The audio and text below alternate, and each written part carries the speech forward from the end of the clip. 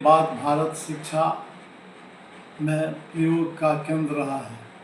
हमेशा इसमें नए नए अनुसंधान किए गए हैं।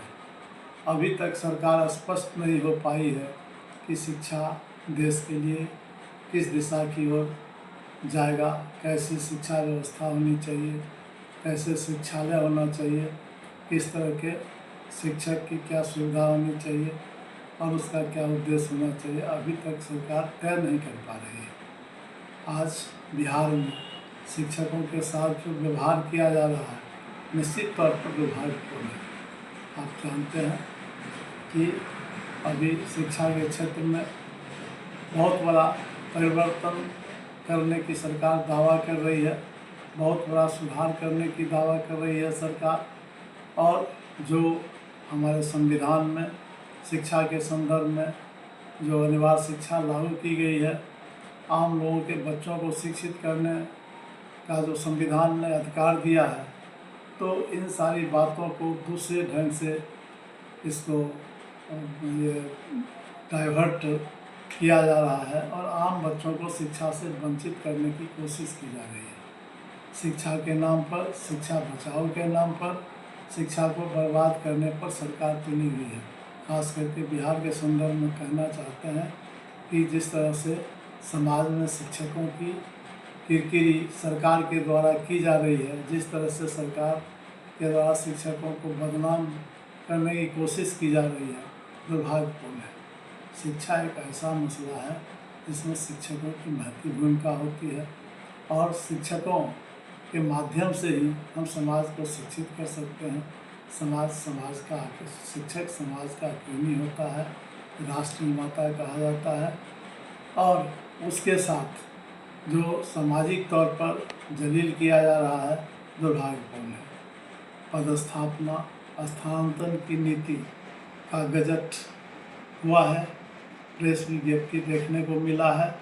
उसमें जिस तरह से स्थानांतरण और पदस्थापन की प्रक्रिया बनाई गई है, निश्चित रूप से इस स्थानांतरण से किसी भी शिक्षक को बहुत बड़ा लाभ नहीं होने वाला है और न सुविधा होने वाला है।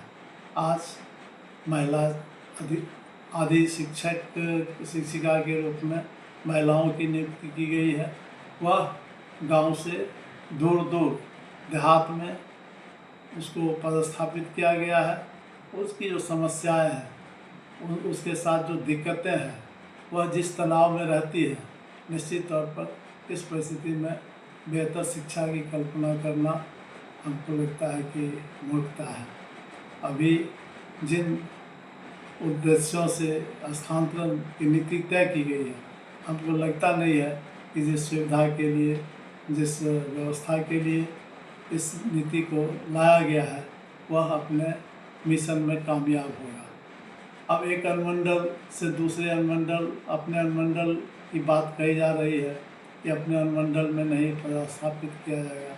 एक अनुमंडल से एक छोर के दूसरे छोर जाने पर 100 किलोमीटर 50 किलोमीटर का डिस्टेंस रहता है, तो उससे स्थानांतरण से क्या फ़ायदा होगा। 50 किलोमीटर जा कर के सही समय पर सही शिक्षक कर सकेंगे।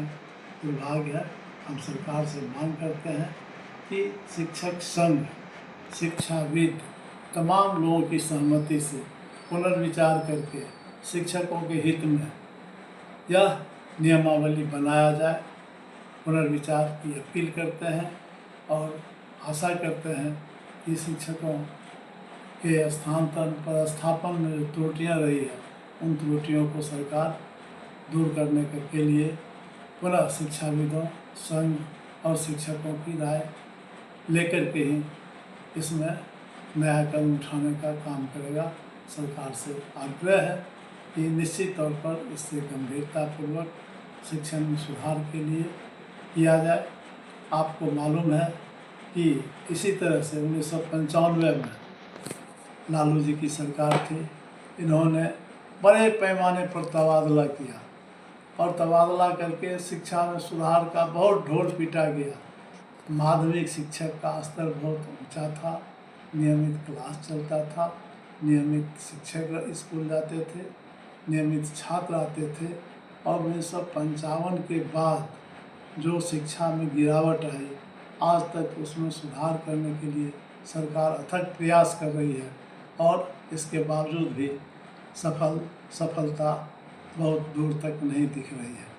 पुनः जब सरकार ने बीपीएससी के द्वारा सक्षमता परीक्षा लेकर के शिक्षकों को पोस्टिंग करने की बात की, शिक्षकों का पोस्टिंग किया गया, तो इस तरीके से किया गया कि शिक्षक बहुत ही बुरे दौर से गुजर रहे हैं, जहाँ उनको ठहरने का ठिकाना नहीं है, खाने पीने का ठिकाना नहीं है, परिवार के साथ नहीं रह सकते हैं।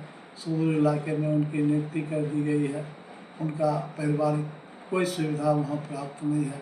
ऐसी हालत में शिक्षा की गुणवत्तापूर्ण शिक्षा की कल्पना करना संभव नहीं है। हम सरकार से, बिहार सरकार से खास करके शिक्षा विभाग के संदर्भ में कहना चाहेंगे कि सरकार निश्चित तौर पर गंभीरता से ले, शिक्षकों की जो समस्याएं हैं उसको हल करे और एक शिक्षा गुणवत्तापूर्ण शिक्षा का माहौल कायम किया जाए।